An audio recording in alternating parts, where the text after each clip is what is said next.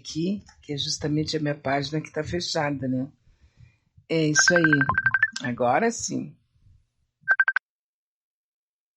Agora ficou correto. Perfeito. Alô, bom dia. Alô. Bom dia. Bom dia, Beatriz. Tudo bem? Tudo bem? Tudo Tu sabe que certinho. Fale. eu te mandei uma voz aí do marido de uma paciente minha que me mandou ontem que as duas mulheres ficaram 4 anos no apartamento dele ou mais sem pagar aluguel.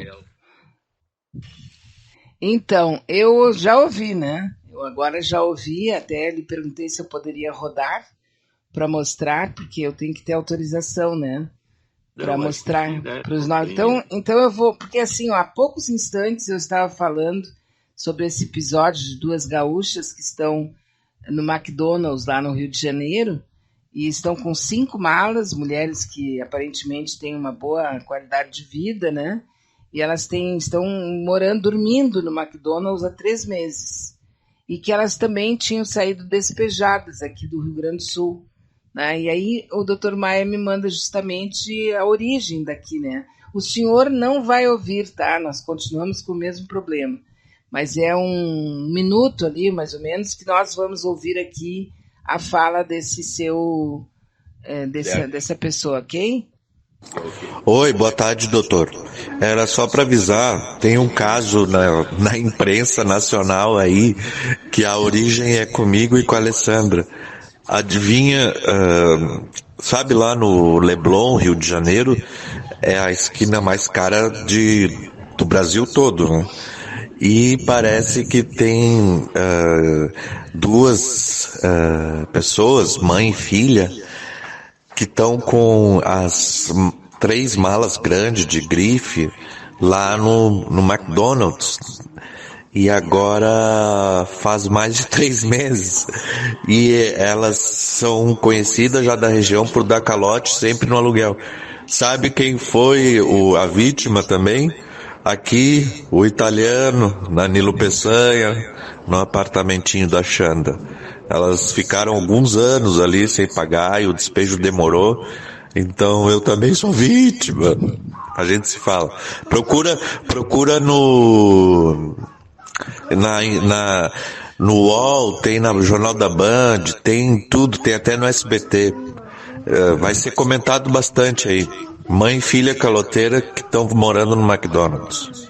Um abraço. Isso aí é o seguinte, né? Isso vai passar no Fantástico no domingo. Com certeza absoluta que é notícia do Fantástico, né? É verdade. Agora, veja, é uma coisa bem estranha, né? Porque uma mulher tem 51 anos e a outra tem 32. Então, é a mãe e a filha. A mãe e a filha. E agora elas estão irritadas, porque elas também já têm elas também já têm um outro processo que elas estão respondendo por injúria racial. E numa das falas que ela fez, que foram poucas que ela fez agora, ela disse que se fossem 2 pessoas de pele mais escura e tivessem com malas que não fossem de grife, ninguém ia se preocupar com elas. Que as pessoas deixem elas em paz, que elas estão dormindo na rua, né? Dormindo na calçada. O caminho disso, né, doutor Maia? Essa é uma estrutura psicopática, né, em que eu simplesmente me acho com direitos que na realidade não tenho, mas que então eu crio esses direitos passando por cima do direito dos outros. Né? E há duas, né, são a mãe e a filha. Pois é, e as duas têm o mesmo perfil, né? Sim. Porque agora abstraindo a história das duas, tá? Para não ficar, porque a gente não sabe, o senhor não conhece, então a gente não pode falar. Mas assim, ó, a pessoa que perde sabe aquele papo que a vergonha, todo mundo tem vergonha, a vergonha é maior herança que meu pai me deixou, né? Essa coisa assim. A pessoa, ela fica fria a ponto de não ter mais esse tipo de preocupação. É que tu vê que para a gente conviver em sociedade eu preciso ser civilizado. Civilizados seriam todas as linhas ético-morais de convivência. Tem pessoas que, por traumas mais arcaicos e problemas mais sérios, a chamada estrutura normativa, que a gente chama na psicanálise de superego, ela é mal formada, no sentido de que a expertise e a possibilidade de eu ter garantias ou abrir caminhos rapidamente, sem passar por trâmites normais de crescimento, e, enfim, tudo que é comum na vida da gente de crescimento. Eu preciso entrar na escola, passar de ano, fazer vestibular, ter uma faculdade dentro, enfim, todos os esquemas normais de crescimento pessoal e econômico de uma pessoa.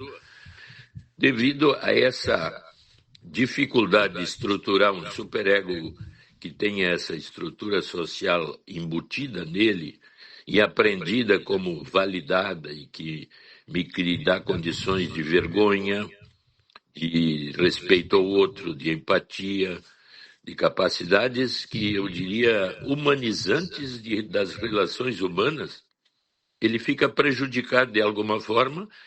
E para romper com aquele problema que eu tenho, eu abro campos não, vamos dizer, aceitos pela a estrutura social, mas que dentro da expertise me dão condições de eu ter aquilo que outros levariam tempos ou até anos para conseguir. Então eu fico numa zona que a gente chama de contravenção, né? É muito mais fácil porque eu evito todas as burocracias de uma estrutura social e ganho rapidamente aquilo que outros demoram para conseguir. Então eu tenho que levar em conta que é um problema da estrutura normativa ético-moral que me habita. Então aí a gente começa os diagnósticos, né? Traços psicopáticos, zonas pessoais sem culpa nenhuma. O importante é eu ser esperto e ganhar na tua frente. O outro não é o outro aquele que eu devo respeitar, é um obstáculo. E como obstáculo, né, se eu te vejo assim como uma cadeira que está atrapalhando o meu caminho, eu simplesmente te tiro do lugar e eu passo por ali, né? Essa é a visão, vamos dizer assim, desse tipo de pessoa. Eu mereço e o jeito de conseguir é o meu. Uhum.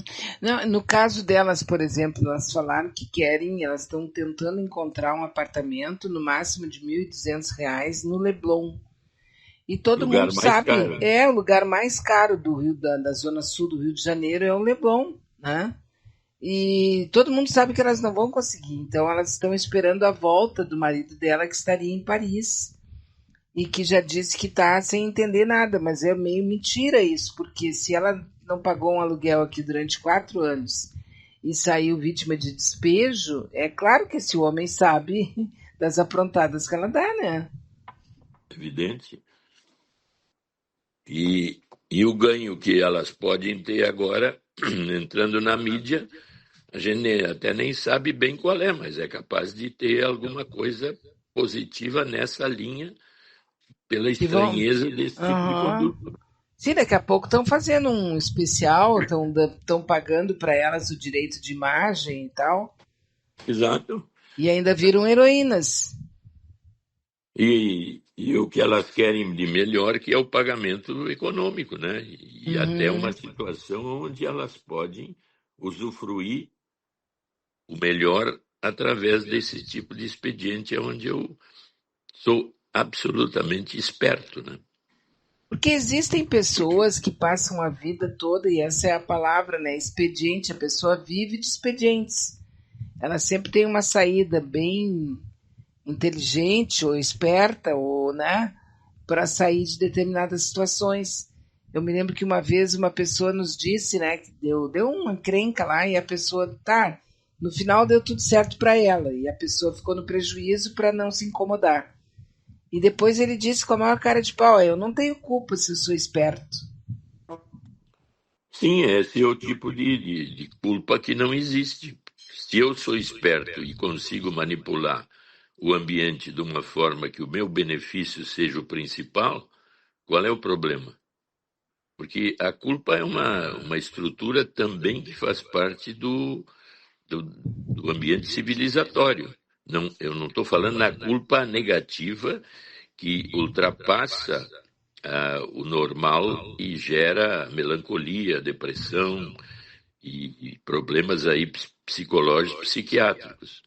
Eu estou falando na culpa, ou melhor, aquela culpa que me orienta no sentido de que o outro deve ser respeitado. Então essa é a chamada culpa boa, que nem pode se chamar de culpa, é uma capacidade próxima do respeito de dar para o outro oportunidades que eu acho que ele também merece em relação ao que eu penso e faço. Mas tem esse nível assim onde, me desculpe, quer dizer, a desculpa é um tipo de culpa onde eu percebi que eu passei o limite. Então, a pessoa civilizada tem noção desses vários níveis ligados a esses afetos. E ela, então, se situa bem no meio social. Uhum. O mais esperto e o que tem menos condições de pedir desculpas ou não se valorizar tanto, desvaloriza o outro, e se o outro não tem essa rapidez de percepção, eu imediatamente passo ele para trás, dou um golpe, engano, minto, e aí aparecem todos os afetos onde eu sou esperto. O que chama atenção é ser mãe e filha. Porque então uma é meio heroína da outra, o tipo assim, eu te sigo, eu faço, tu tá certa. É a mesma doença? Sim, é uma parceria. As duas são parceiras. Até agora, então, lembrando essa minissérie que agora está fazendo bastante sucesso na Netflix, que é Ripley, que é o exemplo do psicopata que simplesmente abre campos de todo tipo para ele. Então, eu chego a poder tomar o lugar do outro em determinadas circunstâncias e anular o outro ou até exterminá-lo para ganhar tudo que o outro tem. Então, isso levado ao extremo, né? Mas que o normal na nossa vida cotidiana e comum é a expertise, né? De furar uma fila, ter qualquer tipo de vantagem pequena, mas que dá uma certa satisfação de que eu ganhei, né? E essa ideia de levar sempre a vantagem em tudo, a pessoa que ela pode até sair perdendo, mas ela sai achando que ganhou. Sim, porque o caminho meu interno é esse. Onde é que está a vantagem? Onde é que eu posso ganhar mais? Quem eu posso enganar ou passar para trás e abrir um caminho para mim egoístico? Quer dizer, normalmente é uma pessoa mais, vamos dizer assim, orgulhosa, narcisista, que tem uma visão de si como mais especial que o outro. Eu valho mais que a maioria. E aí, então, nós vamos toda uma linha estrutural, né, que leva em conta o racismo, todos os esquemas assim de vantagens que eu tenho por todas as razões que eu acho que eu sou melhor que o outro. E essa Só que isso faz parte de uma coisa natural, ou é criada pelo sistema, pelo meio ambiente, que é do tirar vantagem. Aquela coisa de pegar do outro. Ai, meu Deus, eu não soube perguntar. Isso é normal em nós, essa competição meio que arrasadora. Porque é muito claro, assim, ó, a pessoa quando vai te contar alguma coisa, de um modo geral, tá? Não estou dizendo que todo mundo é assim. Uma pessoa vai te contar alguma coisa e ela conta, logo em seguida ela mostra alguém que fez a mesma coisa, mas que não teve o mesmo resultado que ela. Ou que a doença dela é um pouco menor do que a dela, entende? Quer dizer, é uma competição meio que permanente. Até no caso de doença. Alguém vem te dizer, eu tô com uma artrite, tá? Aí a pessoa diz, mas a artrite dela é uma artrite não sei o que. A minha é uma artrite muito poderosa, é muita dor. Por que a gente está sempre competindo para mais? até na dor. Mas esse é um esquema comum, que é o exibicionismo, né? A Pois capacidade então. de chamar atenção. Porque o meu valor pessoal está no valor que é me dado pelo mundo externo. E se eu não tenho este valor, eu posso usar o valor negativo, que a gente chama, né, o narcisismo negativo. Bom, o meu câncer é muito pior que o teu. Eu já passei por isso, por aquilo. É um narcisismo negativo que tem uma vantagem de, dentro da dor, eu sofro muito mais que tu. Então, sempre que eu falo de narcisismo positivo, eu sou o chefe desse lugar, desse escritório, e todo mundo tem que me dar valor, eu tenho um valor narcísico positivo. E o valor narcísico negativo é quando eu consigo, através de uma zona masoquista, quer dizer, de me sentir pior do que os outros, mas o pior do que os outros é um pior que me deixa melhor que os outros, porque eu ganho atenção pela piora que eu tenho. Então tu vê que o bem e o mal estão sempre se misturando dentro de uma linha ou positiva ou negativa, que é isso que a maioria das pessoas tem dificuldade de entender, que com o branco e o preto estão entrelaçados numa zona cinza. E a maioria fica pensando, mas como é que ele valoriza a doença dele mais que a do outro? Porque narcisicamente, mesmo negativamente, eu ganho uma atenção especial. E até posso receber dentro de uma clínica um tratamento melhor que o outro, porque eu estou pior. Então tu vê que as vantagens que eu posso ter passam tanto pelo lado positivo como negativo, dependendo do lugar real que eu esteja naquela situação. Teve o filho de uma conhecida nossa aqui, uma conhecida minha, que ele foi trabalhar numa loja de pequenos produtos, como é esse varejo. Ele trabalhava numa operadora, tá? Atendia e tal, disse que era muito bem competente e tal. Só que daí ele conseguiu um cargo numa loja de milhares de produtos, eu não sei, eu acho que é varejista, né? Uma loja que tem, assim...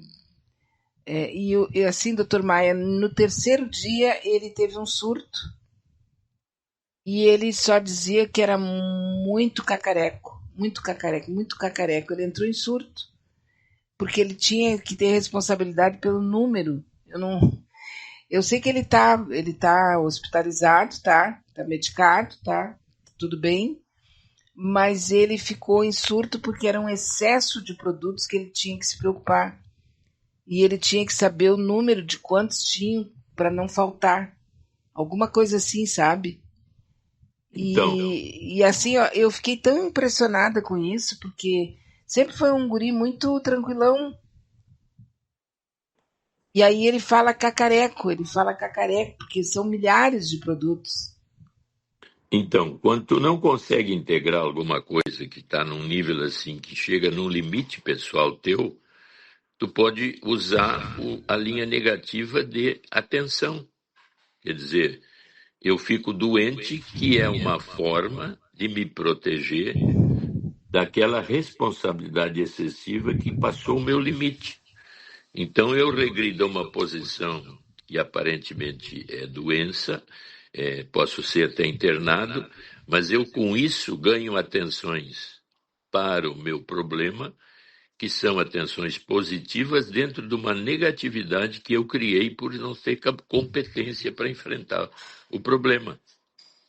Então, tu vê que nesse nível que nós estamos falando, quase todas as doenças e problemáticas ligadas à ansiedade, depressão e dificuldade de relacionamento, pode-se usar o que a gente chama narcisismo negativo. Eu ganho as atenções e regrido a uma posição mais infantil. Porque agora a sociedade me cuida, porque eu sou pobrezinho, eu sou meio nenê, eu não tenho condições de enfrentar esses desafios da vida. É demais. E eu preciso apoio social. Alguém tem que me dar uma medicação, eu vou com... Enfim, eu quero até me tratar, mas se eu ficar bom, eu tenho que enfrentar o problema. Então as doenças podem ficar mais crônicas. E aí nós temos até os as linhas mais pesadas, que são as doenças psicossomáticas. É tão difícil enfrentar certas coisas que a minha ansiedade é demais e eu, então, hipoteticamente, teria que voltar a enfrentar, mas eu não consigo, então a ansiedade se mantém, daqui a pouco passa a ser uma doença autoimune. Com aquele rapaz que eu sempre falo que perdeu o grande amor dele e acabou tendo um câncer, porque ele disse que a mulher da vida dele era ela e que ele não ia se matar, mas ele não queria mais viver. Até me lembrei agora de um caso específico de investimentos também afetivos de grande monta, que é um famoso livro do Goethe, da época romântica dos alemães, que é Werther. Até foi a Adriana que levantou essa pergunta, que o Werther era um cara muito bacana, tinha um casal amigo muito tranquilo, e ele se apaixonou pela mulher do amigo. Uma paixão assim que foi crescendo, a ponto dele não aguentar, até que um dia, e ele viu que não ia conseguir, porque ela era ligada no amigo, ele pediu as armas do amigo emprestado, que na época se fazia duelo, e deu um tiro na cabeça. Esse livro foi publicado na Alemanha e teve N repetições de Morrer por Amor, baseado em Werther, que tiveram quase que tirar o livro de circulação. Então, investimentos afetivos muito grandes, em que eu não consigo realizar aquele meu objetivo, pode me deixar numa linha regressiva, próximo da doença ou até da morte, que pode gerar até um suicídio. Então, tu vê como isso é interessante, mas é complexo, né? Uhum.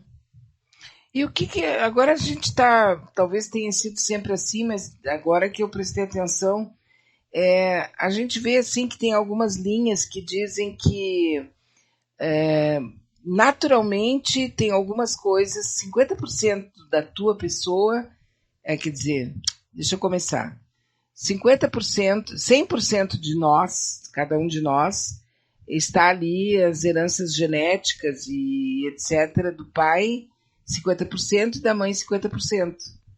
Que isso é o cálculo, tá? Então agora eles estão definindo, por exemplo, que a inteligência é uma herança da mãe. O grau de inteligência, a altura é do pai.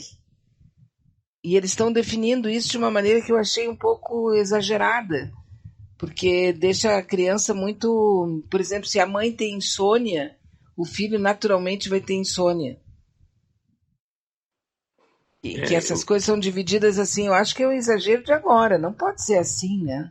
Não, a tendência é descobrir coisas bem objetivas e concretas ligadas à genética, à interação cerebral, porque hoje os estudos, né, ligados ao cérebro, estudos ao cérebro e os condicionamentos estão dando, tem gente que dá muita importância e as estruturas psicológicas ou as interações e as identificações com as problemáticas de pai e de mãe no desenvolvimento da personalidade começam a meio desaparecer.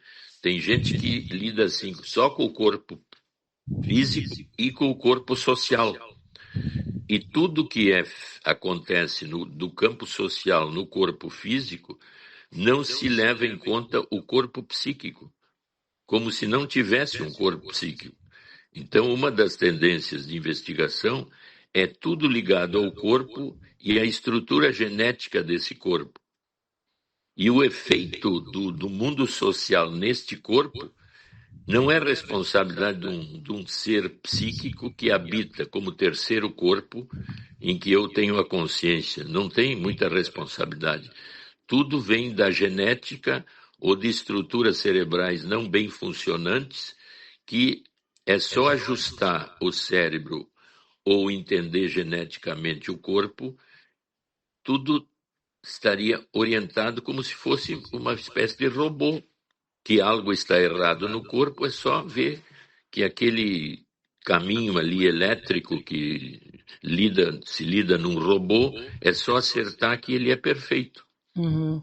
Então tem visões, e são as mais variadas visões. O que eu acho é o seguinte, que nós temos que ter visões genéticas ligadas ao corpo físico, que é toda a medicina, e que está progredindo cada vez mais. Atualmente nós vamos começar a modificar geneticamente os porcos e poder transplantar rim e coração de porco para quem precisa de coração e quem precisa de rim.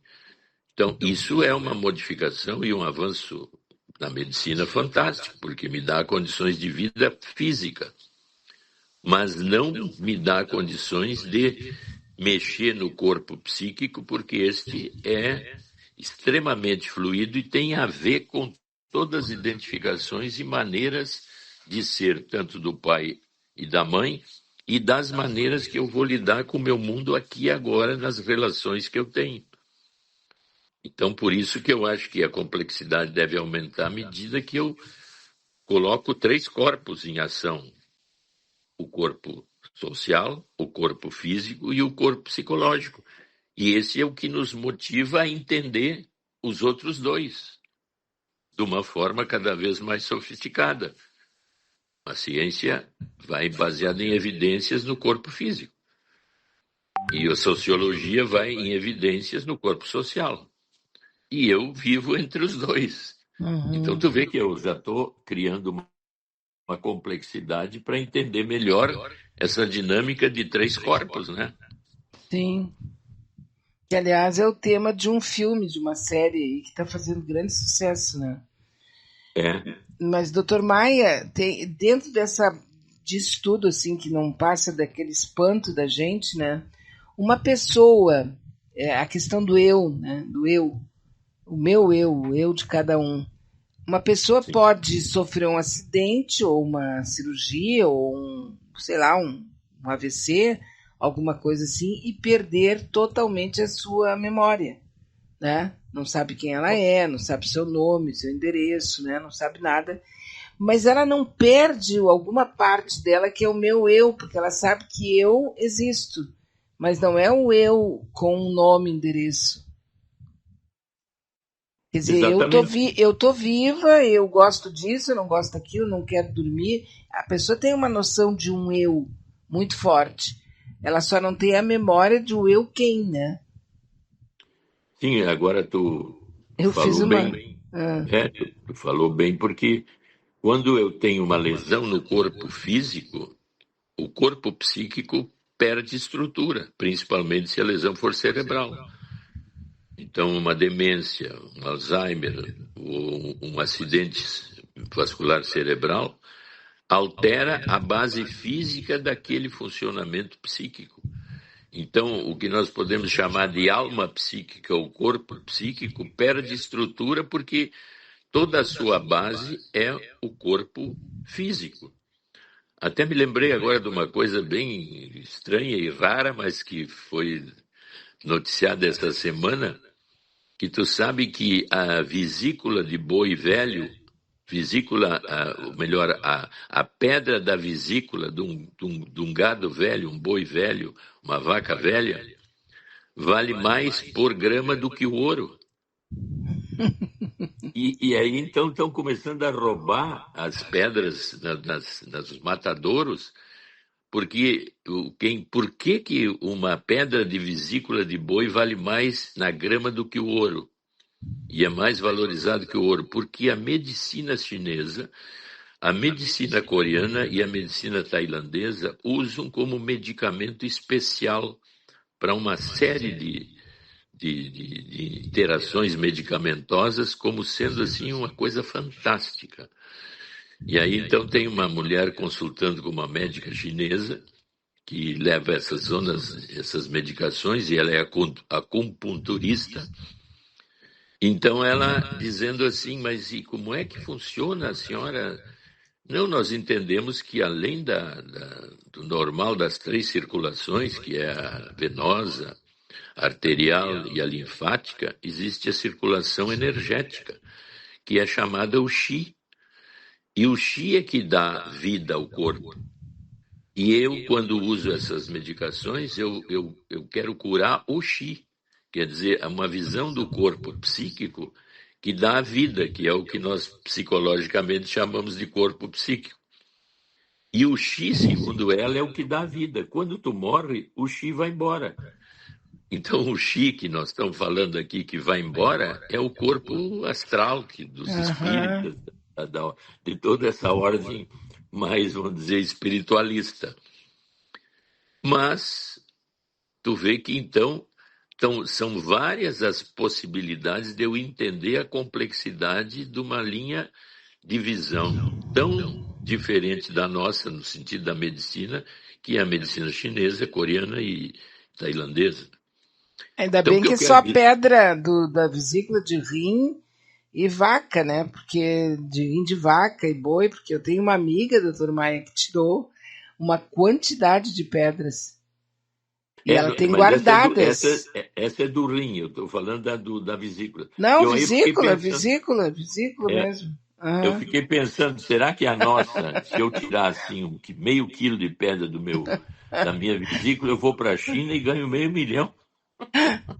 Ai, mas que coisa, né? A pedra tem eu tô lendo agora aqui, né? Para o tratamento de convulsões, desmaios, febre e várias outras doenças. Olha só. Lá na China. Vale 1 graminha. Cada grama pode custar até R$250. Olha aí. E diz que, sabe por que está valendo cada vez mais? Porque o gado está sendo abatido com máximo 2 anos. Então o gado velho. Não dá tempo, Gado velho não fica mais, não existe mais. Que loucura isso. Não, mas o que eu fico mais encantada e também apavorada, óbvio, né? É com a ideia do quanto a gente está ficando especialista em detalhes assim que são nucleares de um corpo, né? Pois aí que está. Então tu vê que o conhecimento, a leitura e a curiosidade, se tu abre campo e não fica assim, então, naquele nível narciso, que eu já sei tudo, eu acho que está tudo assim, assado, eu fico numa estrutura fechada. Uhum. E o nosso universo, num caminho assim, aberto e na complexidade que ele é, por mais que tu conheça ou saiba, daqui a pouco tu fica perplexo que abre outros campos que tu não tem a mínima ideia. Então, se tu faz isso com o mundo externo, por que não fazer com o mundo interno? Como é que eu estou me sentindo hoje? Por que eu estou deprimido? O que aquela pessoa me criticou e eu não aceitei? Quer dizer, eu começo a tentar aumentar o meu saber sobre mim mesmo através desses afetos, principalmente os negativos. Porque os positivos me deixam assim, né? Eu gosto de ver uma minissérie, eu passo a noite inteira olhando a minissérie, mas depois que termina a minissérie eu me sinto vazio porque eu estava dentro da minissérie, né? Uhum. Mas e eu aqui, o que me sobrou? Não, eu vou ver mais, eu vou ver outras. E o algoritmo vai dizendo para ti, olha, eu vi que tu adorou aquela, eu te sugiro essa. Então a gente vai ficando quase que um robô guiado por fora e não se dando conta de que eu tenho que metabolizar essas coisas para me sentir melhor comigo mesmo, né? Mas isso tudo baseado na questão do desejo, que eu acho que é a força maior que a gente tem dentro. Porque o desejo, aí desejo do quê? Aí o sistema, o algoritmo, o sistema, ele só tem que identificar o quê? E aí depois ele vai poder te usar infinitamente. Então, dentro daquele teu desejo, o meu desejo, eu quero, então eu sirvo de pasto. Mas eu perco a direção do meu desejo de poder degustar o que realmente eu escolho que é bom para mim, né? Sim, é como se é o caso do vício, né? O meu desejo é comer sempre McDonald's. Bom, eu vou ficar aqui uma bola, né? Isso, e vai ter doenças graves, né? Exatamente. Mas aí, de repente, a pessoa pensa que vale a pena, porque aquilo ali é tão, tão, tão, tão bom, que vale a pena. Porque Então, a questão, por exemplo, do vício, a pessoa daqui a pouco ela já nem sabe mais que aquilo ela gosta. Não tem não, mais gosto. sim, porque dá uma sensação de estabilidade ligada aos meus afetos e ao todo o sofrimento que eu vivia e o sem sentido, o vazio, porque um dos grandes problemas é eu precisar muito de algo externo para suprir uma zona vazia dentro de mim. Essa zona vazia nos habita quase que o tempo todo. Cedo ou tarde, tudo, até pode ser diariamente uma sensação assim, eu estou meio perdido internamente. Aí eu vou fazer alguma coisa para não me perder. E faço de forma provavelmente obsessiva, ou acredito daquela forma obsessiva no que eu estou fazendo, e essa angústia interna se some, desaparece. Mas é só eu parar de fazer ou de encaminhar daquele jeito, surge uma espécie de zona estranha interna. E aí, então, se eu tiver uma visão assim maior disso, eu manipulo isso e cresço. Agora até me lembrei de um paciente que trabalha com esses jogos eletrônicos aí, e uma pessoa lá, porque ela tem uma ligação muito grande, até uma jornalista, ele me contando, jogou e perdeu 300 mil reais. E aí veio para eles desesperada, dizendo que estava assim, querendo se morrer, que não sabia mais o que fazer, porque compulsivamente ela foi investindo e perdeu. E eles fizeram uma coisa inédita, devolveram os 300 mil para ela, porque se deram conta que tinha que ser avaliado. Então eles dizem, quando a pessoa começa a jogar mais, esse grupo e esses grupos têm que avaliar o quanto a pessoa tem realmente para fazer o jogo. Então pedem a conta, pedem investimentos. E o grande problema dela é que ela mostrou um empréstimo que ela tinha feito. Então não foi bem feita a avaliação. Mas isso é uma coisa rara, né? Uma equipe de jogo devolver porque sentiu que a pessoa estava às bordas da morte, né? Mas é bem inédito mesmo, né? É inédito. Ele me quase contou doméstico. É uma coisa inédita. Mas tu vê que a maioria, então ele me contando, vamos dizer, se tu vai num cassino, ninguém vai perguntar se tu tem dinheiro, ou tu tem isso, tem aquilo. Se tu perder tudo ali, o problema é teu. Tem até uma pedra, né? Diz que tem uma pedra do suicídio lá em Las Vegas, que é conhecida como o local onde os suicidas vão depois de perder tudo, nos cassinos de Las Vegas. Tem uma fantasia, uma historinha a respeito disso. Agora tu falou, me lembrei, porque eu tive em Las Vegas há muito tempo atrás, e aqueles cassinos é uma sedução incrível para quem, né? Sim, diz que muita gente entra e sai de lá liso, né? Completamente pobre. Até me lembro uma cena que eu contei para minha filha e o marido, na época, que a minha mãe sempre dizia que ela e o meu pai foram para o Uruguai, e ela dizia para ele assim, quando estava na roleta, né? Disse, joga nel negro 4. Nel negro 4. Ela falava em espanhol. Sim. E ele não jogou, né? E eu me lembrei lá em Las Vegas disso, do passado, e fui para o cassino com eles lá, e não me lembrei também mais, né? Aí daqui a pouco a minha filha diz, pai, é aquele que a avó dizia, El Negro 4. Aí eu digo, vou botar $10. Olha só, se saiu o Negro 4. Se eu tivesse botado $100, eu tinha ganho 38 vezes mais. Tu vê. E tem umas coisas estranhas, né, nesses lugares assim.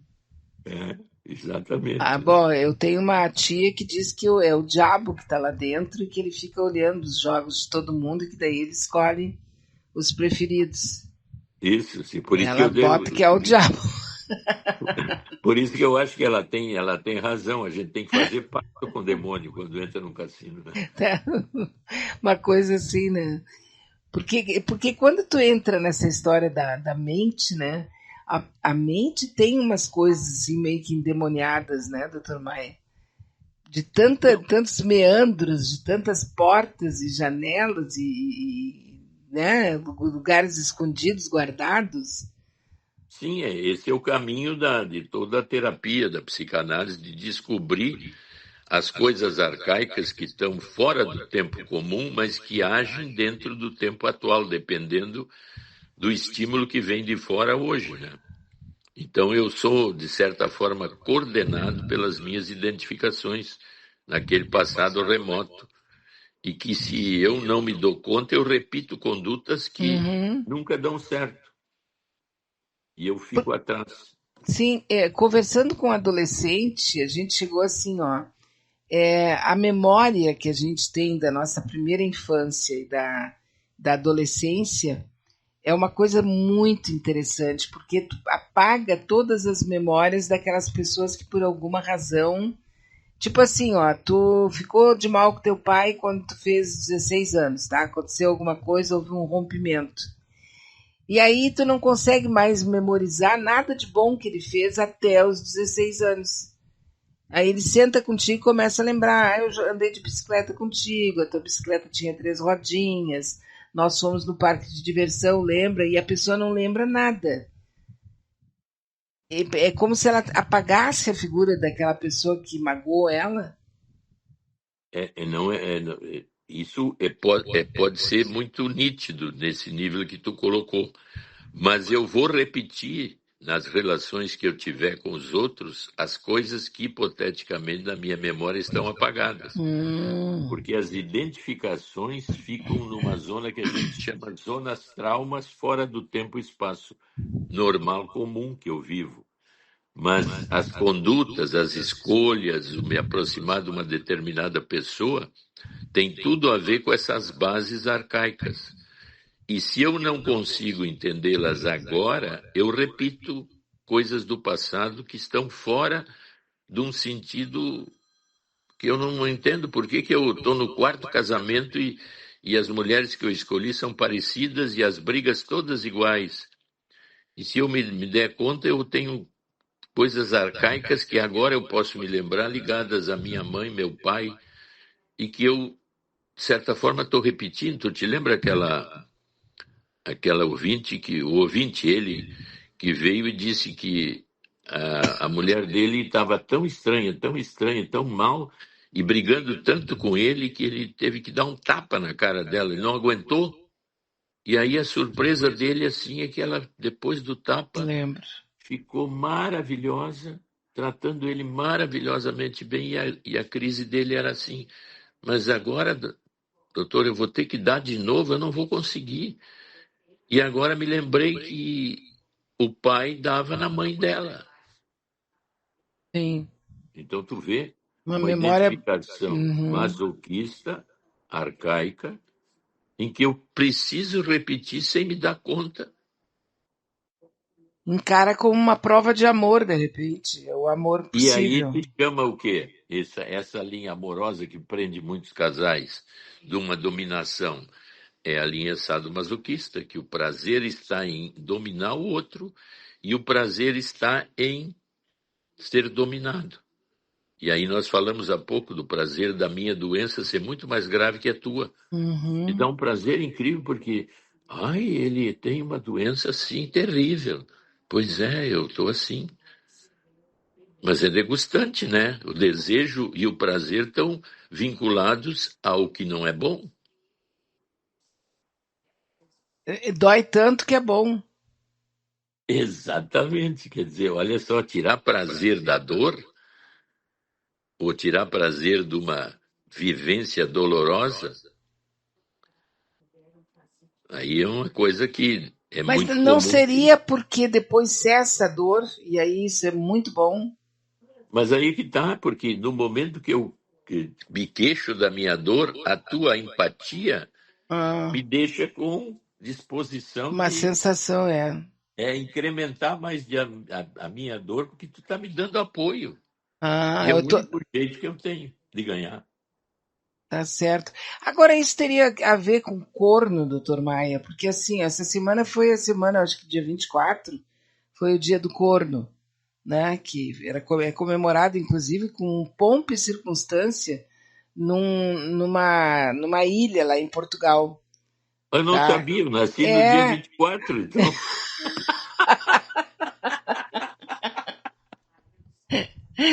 Mas o nome não é Marcos, é porque é São Marcos, tá? É São Marcos. Mas então, assim, ó, é que aí tem aquelas fantasias todas, e aí, por exemplo, o Belo agora se separou da mulher, era uma coisa a ver com corno também, né? Porque ela traiu e tal. Essa dor, assim, essa sensação, o homem que está sempre preocupado em ser traído, mas nunca foi, entre aspas, né? Nunca foi de fato, e tal. Essa dor também é uma dor moral perseguida por algumas pessoas, porque tem aquela velha história, quem procura acha, né? Geralmente. Tem. Aí tem coisas muito estranhas, né? Que as pessoas. Desculpe.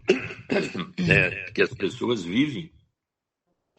E parece assim que essa dor parece que também tem que ver com certas aberturas hoje em dia que são comuns, né? Que é a abertura do casamento, a abertura de relacionamentos, porque já que eu não posso ter completamente aquela pessoa, porque ela tem uma linha que não seria o ideal para mim, mas ela é tão importante que eu permito ou vivo coisas que antes eu nem imaginava ser possível, que ela possa ou ele possa ter outras e eu ficar sabendo e ao mesmo tempo não romper a relação. Mas dentro dessa obsessão por certas pessoas e certos relacionamentos serem tão obsessivos como esses que nós falamos que poderão levar à morte, eu posso fazer mudanças desse tipo, né? E ter prazer em relações onde eu sei que eu não sou o principal.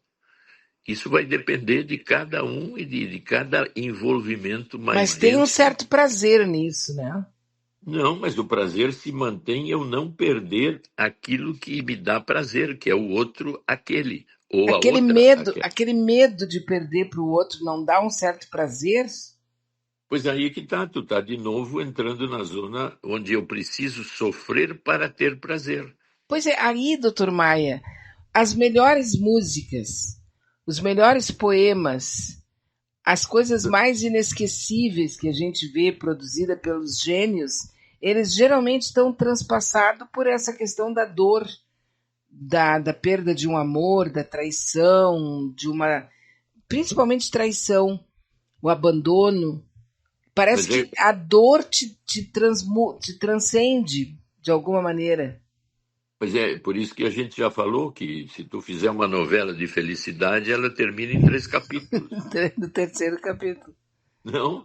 Quer dizer, e a gente então é idealista de que o mundo Seja deveria ser feliz, bom. E bom e a gente feliz. vê, feliz, e a gente vê que o caminho está sempre na mistura do bem com o mal, do que é certo e com o errado, misturados o tempo todo. Mas nós estamos sempre idealizando um mundo onde isso seja expungido, que não exista mais.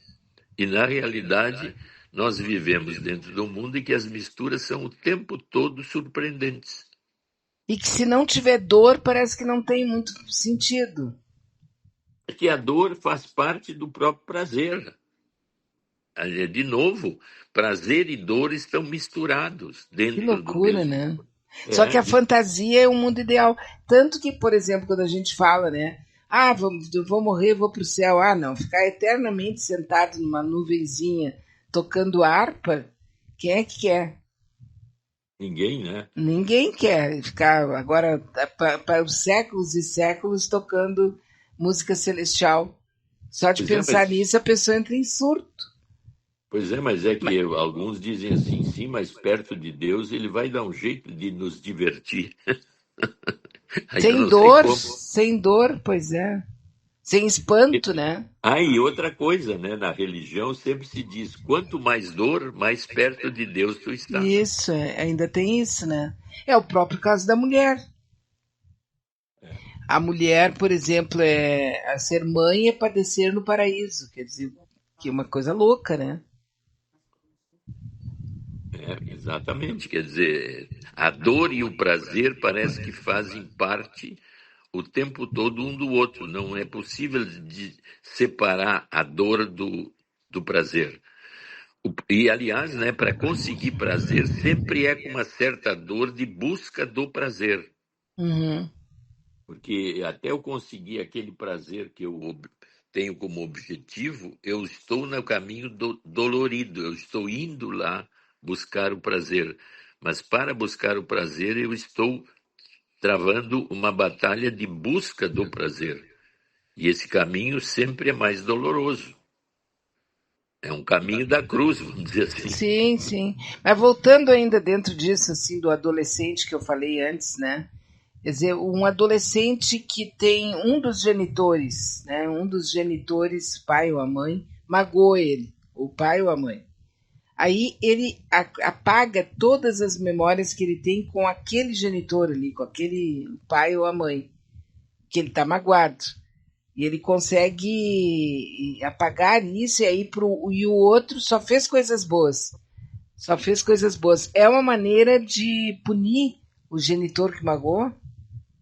Mas é uma forma estranha, porque se eu apago toda a relação que eu fiz com meu pai, a culpa interna disso, porque a gente sempre diz praga de pai e de mãe pega, na identificação que eu faço e na linha da culpa inconsciente, eu vou me vingar do meu parceiro no futuro. Eu vou fazer com o meu parceiro, que é muito comum tu ver isso, ele sentir a dor que eu senti no passado. Então, se ele foi abandonado, ele vai abandonar. Exatamente, de formas mais sofisticadas e formas bem mais estranhas, Doloridas. não vistas ou não identificáveis por ele mesmo. Por isso que as relações de parceria, depois da relação romântica do casal, aparecem todas as minhas identificações do passado ativadas agora na relação em que o romantismo diminuiu e que a parceria agora tem que ser entendida como algo parceiro realmente. Uhum. Mas normalmente a sexualidade diminui muito, que é a zona do prazer. Então, a zona maior de prazer na sexualidade dentro do casamento, em que a parceria é boa, provavelmente tu vai sempre ver dificuldades na intimidade da sexualidade, que é a mais atingida dentro dessas parcerias demoradas. Por isso que é tão decepcionante hoje, com o individualismo maior, as pessoas não quererem as parcerias íntimas no sentido de conviver junto. Eu prefiro viver sozinho e quando eu busco o prazer, busco com quem eu desejo. Porque eu sinto que na minha parceria anterior com aquela pessoa, o desejo foi diminuindo e ele não foi mais aquele parceiro que eu desejava no desejo que nós tínhamos antes. Não entendi. É que quando um casal se junta e passa do romantismo e da sexualidade, Passa aquela continua fase. casado. Continua casado. Mas se tu observar a intimidade do desejo na sexualidade, um deles sempre começa a ficar mais restrito e difícil de chegar naqueles pontos aonde eu antes era tão íntimo e tão maravilhoso, que é aquela Esfria. época. E quando há a perda, aí fecha com o que tu falou. Eu sinto tanto essa perda que eu faço uma música que encanta todo mundo, porque todo mundo mais ou menos vive as mesmas coisas ou viveu. Então essas músicas trazem para nós aquele momento maravilhoso que foi perdido. E a música pode ser um sucesso, Uhum. mas por que hoje em dia tantas pessoas não querendo ter filhos, não querendo morar casado com outro e dando muita ênfase à sua profissão e às suas linhas de prazer? Fim de semana, à noite, saio com alguém, mas não me comprometo. Antigamente não existia esta individualidade. Tu era criado para um plano objetivo de Isso. Tinha casar, tinha ter todo um caminho, filhos, né? Uhum. casar, ter filhos, tudo mais. Outra coisa, falando aí a morte.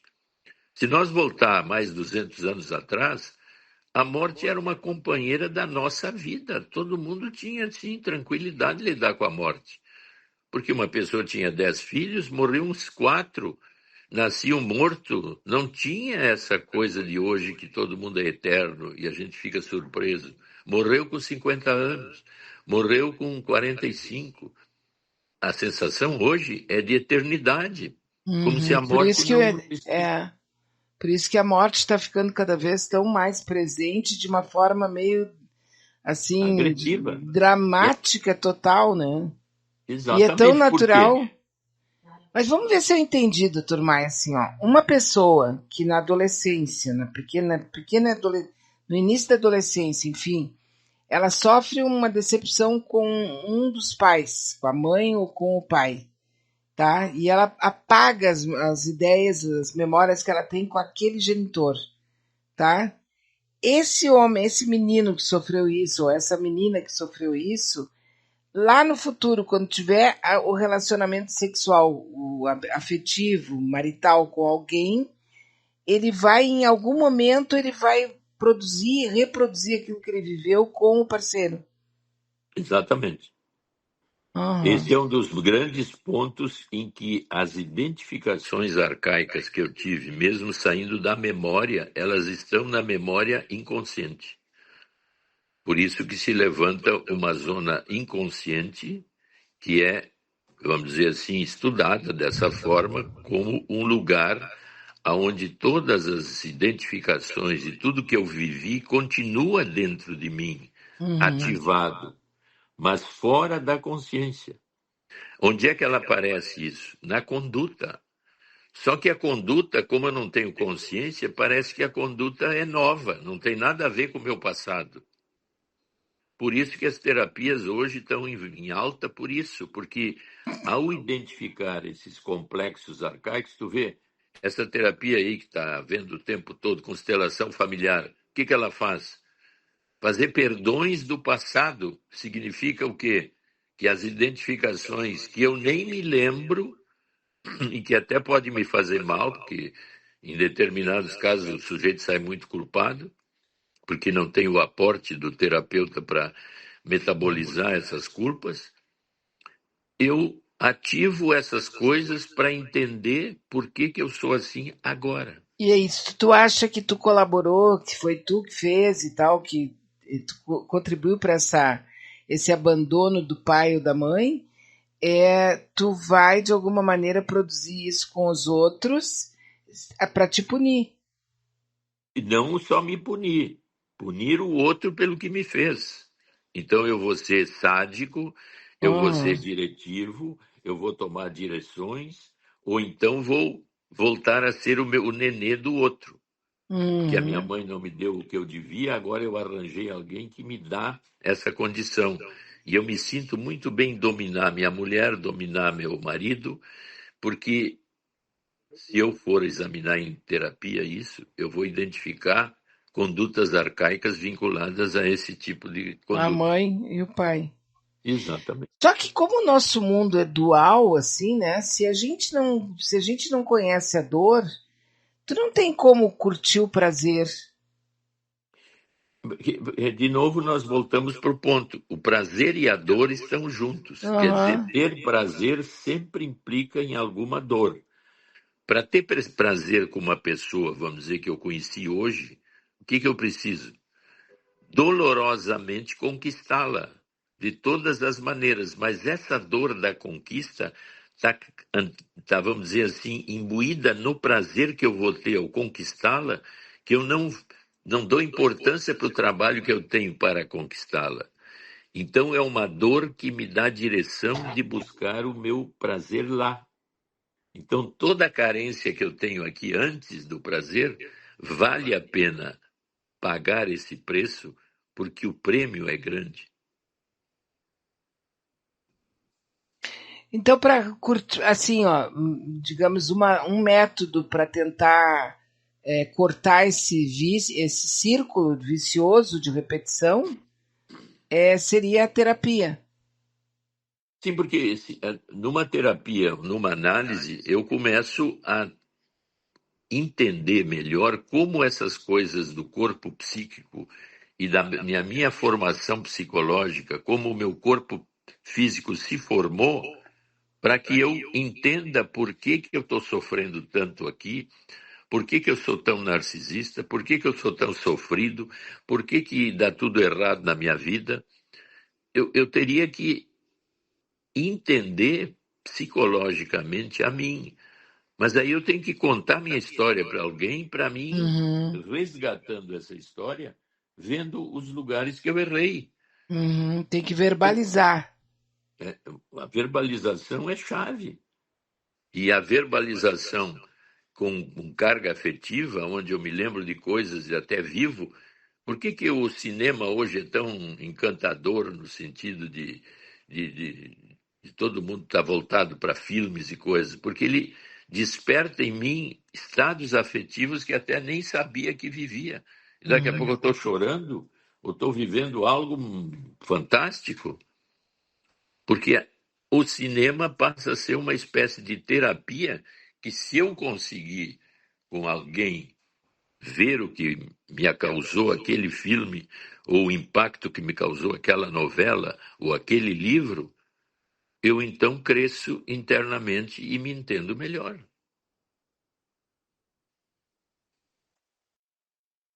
Agora, é interessante que nessa sociedade onde a competição ela é basicamente a única arma que todo mundo quer possuir, né? Competir, competir, competir, ela parece que quase que impede as pessoas de se darem conta que elas precisam prestar atenção nessa parte interior delas que não é visível. Então ela fica só nos resultados. Eu consegui tal negócio, eu consegui tal aumento no meu salário, eu consegui comprar um carro. Elas começam a ver por fora. Sim, porque a sedução que vem do ter e me dar prazer pelo ter e ter a visão do outro invejosa de mim, me dá uma sensação de busca de cada vez mais prazer vinculado ao ter. E como a tecnologia está aumentando assim de uma forma vertiginosa, muito maior do que as nossas capacidades de nos entender internamente, a sedução é muito enorme, é muito grande. A própria internet nos dá uma condição de eu me esvaziar e me transferir lá para dentro. Eu entro num mundo onde eu instantaneamente estou lá, estando aqui.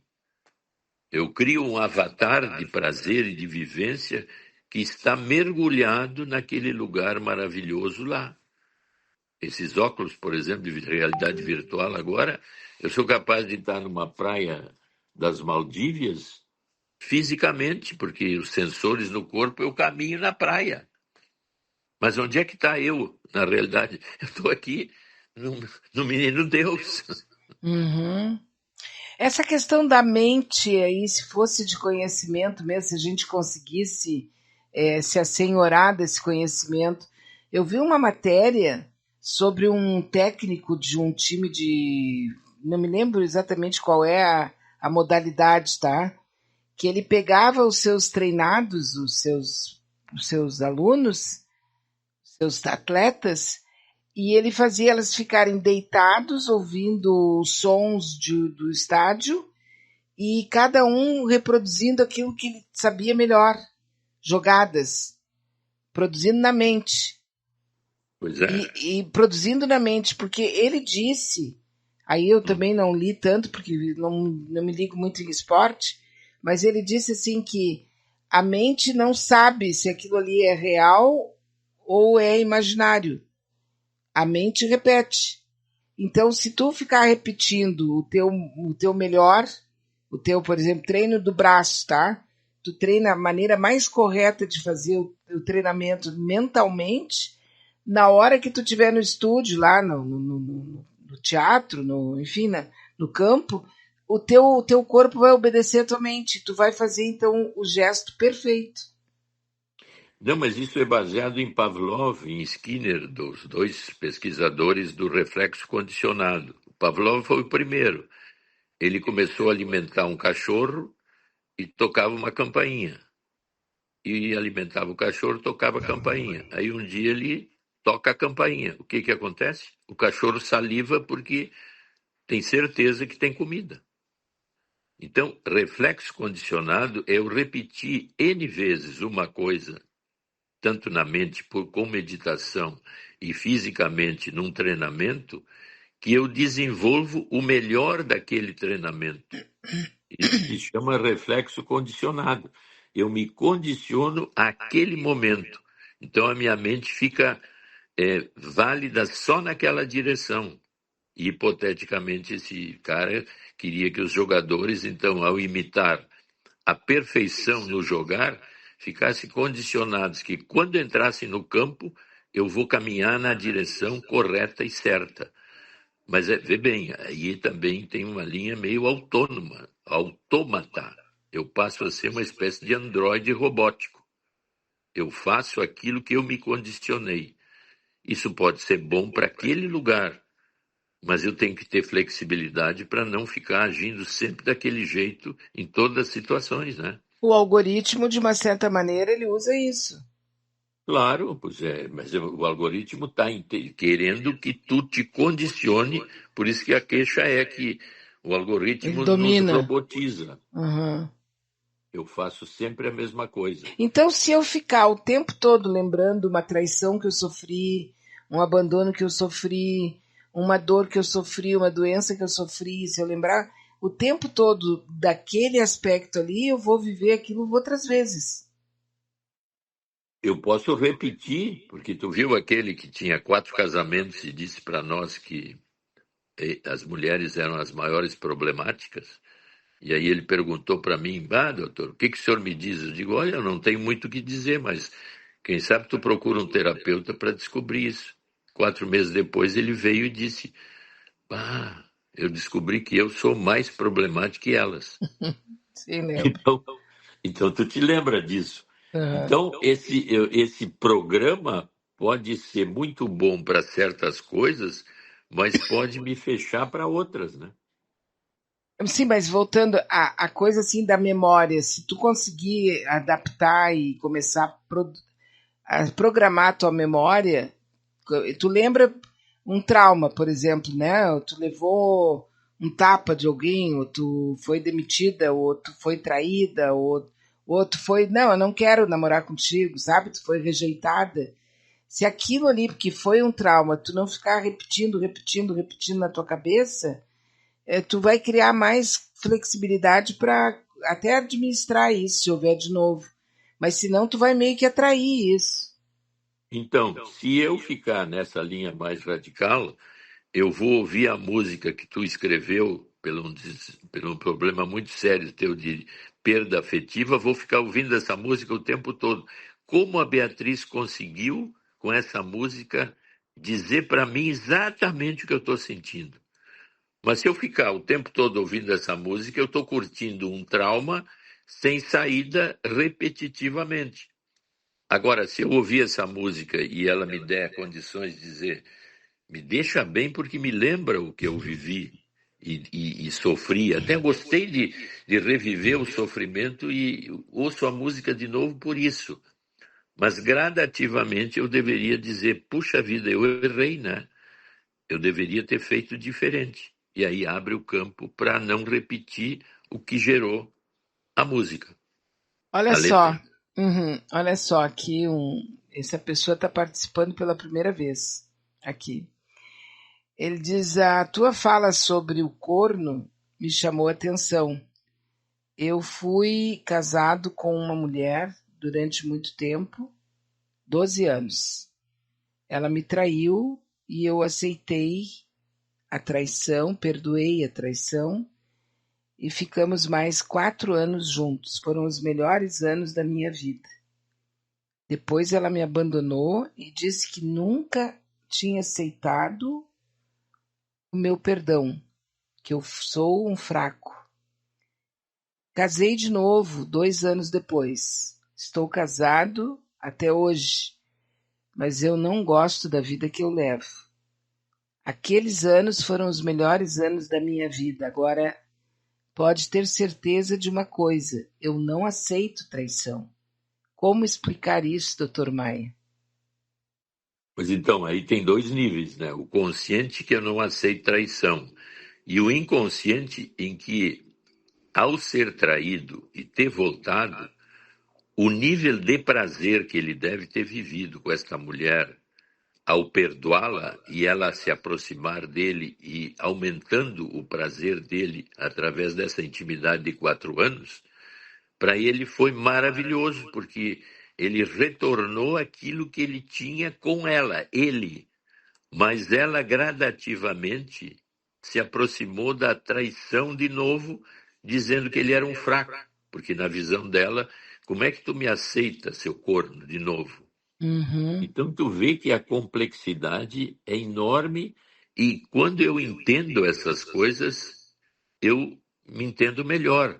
Então, na realidade, ele está com esta outra, não está gostando como gostou da outra e vivendo uma saudade que pode se materializar numa música dessas que a gente falou antes. Faz uma música, então. Não, mas sem a brincadeira, doutor Maia, no fundo, a gente tem um lado meio atrapalhado que gosta dessa dor, né? Então, aí apareceu de novo o lado masoquista e, ao Masoquista. mesmo tempo, vamos dizer, sádico, porque ele pode ter vivido as duas formas. Sadicamente, eu vou na direção do prejuízo, que é ela que me traiu. Mas o prejuízo é tão interessante que eu estou gostando do prejuízo e estou me sentindo maravilhosamente bem com ela. E E também a figura também do cara que perdoa, a grandiosidade do cara capaz de perdoar. Isso também tem um peso, né? claro, tu tocou agora no. Eu a perdoei e a entendi a traição dela, e ela veio para mim de um jeito que me pagou o perdão que eu dei para ela. Uhum. E ao fazer isso, eu ganhei duas coisas. O amor maravilhoso que essa mulher despertou em mim, o estar com ela mais esse tempo todo e o prazer desenvolvido aí. E agora, no outro casamento, ele está triste porque naquele momento, naquela música, ele foi feliz. Então, né? Durma-se com um barulho desses, né? Então, tu viu que agora nós levantamos uma hipótese que por que a terapia é boa Necessária.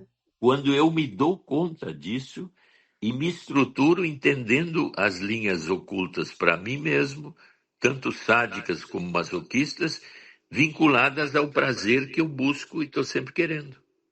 Se eu não tiver ciúmes e medo de traição de um companheiro, não tem graça, Beatriz. Diz aqui uma outra companheira. Tu vê, desperta em cada pessoa as coisas mais ocultas que eu me sinto bem em ativá-las porque eu me entendo um pouco melhor.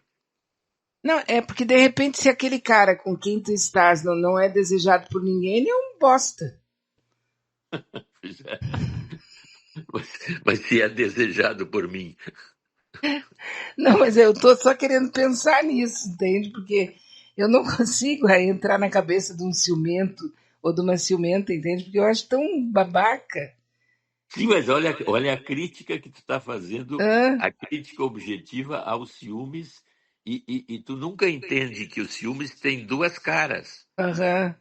Por que a gente chama janeiro? Porque ele olha para o mundo, para o passado, que é o ano passado, e para o futuro, que é o outro ano. Janus. Qualquer afeto nosso é um Janus. Tem um passado e um futuro.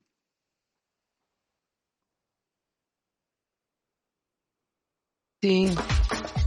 Mas isso é muito difícil, porque a tendência é eu ficar na crítica unilateral. Eu nunca densifico a coisa como tendo duas caras, uma positiva e a outra negativa. Não, porque a fala dela é um pouco assim, até, não sei, eu acho. Se eu estiver com um homem ou com uma mulher, né, um companheiro e tal, que Isso. ninguém quer, é porque eu acho que ele não merece nem o meu amor daí, né? Aí eu tenho que esparramar o meu ciúme, porque senão não tem. Mas o Não, ciúme está dentro da pessoa, né? aí é que está, é uma coisa bem mais complexa isso, quer dizer, eu desejo essa pessoa porque ela é desejada. Aham. Então, olha bem, uma outra coisa bem mais sofisticada. Quando eu desejo essa pessoa desejada e consigo ela para mim, eu ganho todos os desejos juntos. O meu prazer é muito maior.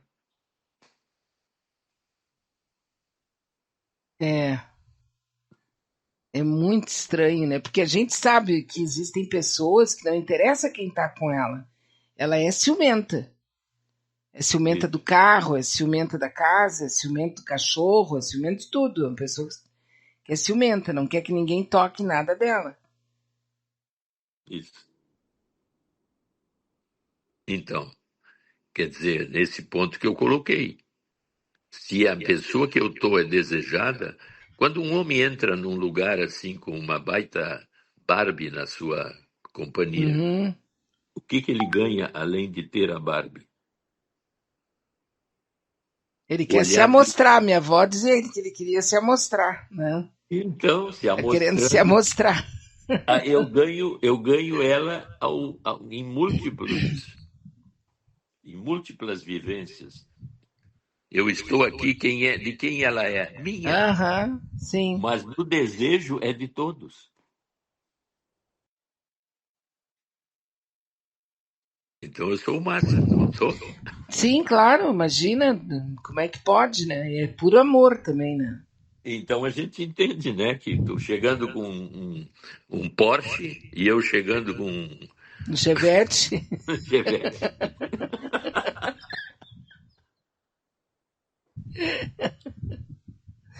Muito bom, né? Agora, e isso também te dá um impulso para tu querer sempre mais, né? Se a pessoa se acostuma e tal. Mas esse também é um dos vícios do prazer, né? Eu preciso disso, porque tu vê que a maioria de nós é, de certa forma, viciada em alguma coisa. Sim. O melhor dos vícios nossos é que não nos prejudique fisicamente nem em relação aos outros, né? Então, são pequenos vícios que são muito bem-vindos e não são prejudiciais. Mas esse é o caminho de todos os vícios e de todos os prazeres. Quanto mais eu tenho, mais. Aí a gente vê aquele prazer que a gente sempre chama, né? Atenção. Eu ganhar poder, imediatamente eu não quero sair do poder. E aí começam as brigas, né? Que a gente sabe infinitas. A fofocar do vizinho, por exemplo. Tem pessoas que são, assim, verdadeiros. É o site do bairro, né? É o boletim de notícias do bairro. A pessoa sabe tudo. Ou então da empresa, sabe tudo dos colegas. Isso aí também é um vício. Claro, é uma forma de eu ter um prazer de ser um informante com altos. Hoje em dia, né? Tu liga qualquer televisão dessas aí, o que o repórter diz? As minhas fontes. Da minha cabeça. As minhas fontes e as discussões políticas não param porque eu tenho fontes. E cada um deles até é mais valorizado pelo nível das fontes. Então, isso é narcísico. Eu sou o repórter que mais fontes tenho para chegar a uma conclusão sobre uma medida do governo, um problema que está havendo na Assembleia ou coisa parecida. Então, guardadas as proporções, eu aqui na rua sou a fonte de todas as fofocas. De todas as fontes. Falem comigo que eu já digo assim, o que aconteceu com aquela vizinha. Esse cara sou eu. Esse cara sou eu. E tu sabe que eu ouço muito o Roberto Carlos. Olha, o Adroaldo Bauer Corrêa está nos sugerindo aqui uma música do Caetano com o Peninha, que seria a respeito disso, né? E também o contrário, que seria o Mulambo, do Augusto Mesquita e Jaime Florence. Florence. Eu vou deixar rodando aqui depois do programa. Agora, doutor Maia, essa coisa da fofoca, ela é tão excitante também, né? Que ela faz com que os grupos há um frenesi, assim, né? Quando rola uma fofoca nova, alguma coisa assim, é um negócio tão forte que muitas vezes desestrutura até um país, né? Uma empresa, uma família. E às vezes é tudo mentira, não raras vezes é tudo invencionice, tudo possibilidade. É por isso que a internet virou esse problema e que está todo mundo querendo mediar essas coisas, não pode fazer propaganda política assim ou assado, porque a mídia foi tão avançada que todas as leis que existem ficaram absolutamente obsoletas em relação à capacidade de comunicação de uma mensagem na internet, né? E as mensagens da internet, conforme a minha visão, eu uso aquele caminho lá de informação que reforça o que eu penso e aumenta, então, a radicalidade de grupos, né? Porque eu perco, de certa forma, eu perco a crítica porque o grupo me deixa, vamos dizer assim, na posição mais forte, hipoteticamente, naquele momento. Então, daqui a pouco eu tenho a mesma sensação de uma religião quando eu tenho uma linha política, né? Me dá uma sensação boa. Este é o caminho da verdade. Então, isso é que nós estamos falando, que é uma coisa que deveria se observar dentro de mim, o quanto eu preciso disso para gerar um sentido que é o único que eu posso imaginar nesse momento da minha vida. Mas que se eu uso isso que nós estamos vendo, um senso crítico mais sofisticado, eu posso criticar a mim mesmo em relação a esse jeito de ser hoje. Pois é, interessante isso das fontes, né? Eu acho que muitos desses profissionais eles estão perdendo a credibilidade exatamente pelo esse excesso de fontes que serve para qualquer coisa, né? Serve para política, para economia, então não tem um que se dê bem, porque segundo as minhas fontes isso não dá nada certo, não funciona nada. Se bem que a gente sabe que a nossa expectativa, a possibilidade dela não se concretizar, ela também chega mais ou menos nessa margem, né? 70% que a gente mais tem medo não acontece. Não, tu vê que agora com essa situação assim catastrófica lá, né, do ataque do Irã com coisas, parece assim que precisa uma espécie de ameaça vã para tudo ficar melhor. Mas o risco é altíssimo, né, de ficar pior e tudo fica assim entre caminhos, né? Onde é que vai parar? A crítica é nítida à guerra, mas a guerra continua o tempo todo. Então, Não, eu não posso deixar de pensar, não tenho, até pela minha simploriedade, assim, né? É do bicho-papão que a gente usa para deixar o filho quieto. mais ou menos isso. Agora tu levantou a mesma coisa, quer dizer, nós voltamos a ser as crianças usando recursos científicos e de crescimento científico. Então, o nosso brinquedinho, que era atirar água no outro, agora virou um míssil, né? Então, cada vez a gente cresce mais e o uso é o mesmo aquele infantil. Do bicho-papão. Do bicho-papão. Do velho do saco. Velho do saco. Da mula sem cabeça, né? Para assustar o outro e manipulá-lo. Para manter sob controle, controlar, tu usa tudo isso que sempre está lá fora, sempre é o outro. Sempre é o outro. Aliás, como dizia o Sartre, né? O inferno são os outros. Eu sou maravilhoso. Então, comentarista de TV vive do me disseram num bastidor, para não dizer em fonte acreditada. Diz aqui. Exatamente. Eu estou sempre ali, né? Como é que é? Eu estou sempre espiando. Estou sempre espiando, E aqui o Adroaldo lembra que é o Malamém versus o velho do saco. O Malamém é uma história fantástica, né? O cara tinha um medo terrível do tal do Malamém. Mas, na verdade, assim, ó, se tu pegar e tu quiser, assim, destruir qualquer dramalhão, tu vê que a história é sempre a mesma. É uma maneira... O medo é o mesmo que se usa com o bebê, com a criança, e a gente usa com o adulto, que é a guerra atômica, que tudo é provável. Também, se tu sair na rua, tu pode encontrar alguma coisa que te magoe, né? Que até te mate, pode ser? Mas pode. A verdade é que é sempre esse... manter o diabo, por exemplo, o inferno, a Igreja Católica manteve durante 2000 anos, a sociedade, né, manietada, fechada, com medo do inferno, né? Aí eu acho que né? na década de 70 o diabo se aposentou, fechou o inferno, e a gente vive hoje a possibilidade sei lá, hoje qual é o grande medo? Eu acho que o inferno também, mas é que o diabo está atuando muito mais dentro das igrejas ali, né?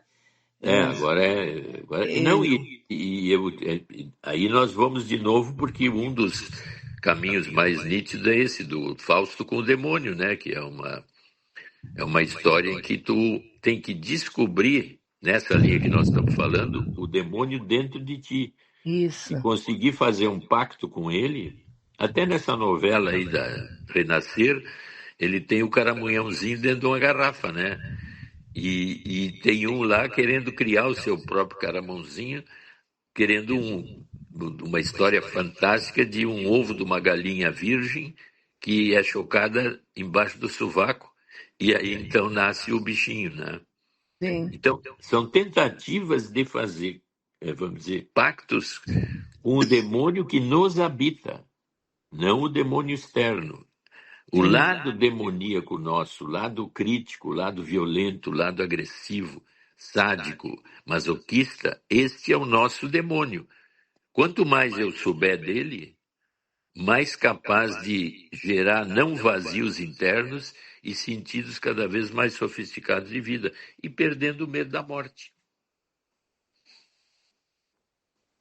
É a única certeza que a gente tem, né? É a única certeza. Por isso que tem um teórico da filosofia que diz: a tua morte nasceu contigo. Está com problema? Já que tu não quer no terapeuta, fala com ela. Conversa com ela, que ela vai te dar a noção mais adequada para aquele momento específico que tu está vivendo. Ou vai te oferecer um endereço, né? Então, daqui a pouco tu tá assim, falando meio sozinha, aí o Jefferson pergunta: mãe, o que tu tá falando? Tô falando aqui com a minha morte. E ela tá me convidando. Ela tá me convidando. Doutor Maia, foi um prazer, como sempre, obrigada. A gente aprende muito demais aqui. E espero que a gente tenha sido uma boa companhia para os amigos em casa. E terça-feira vamos ter o nosso...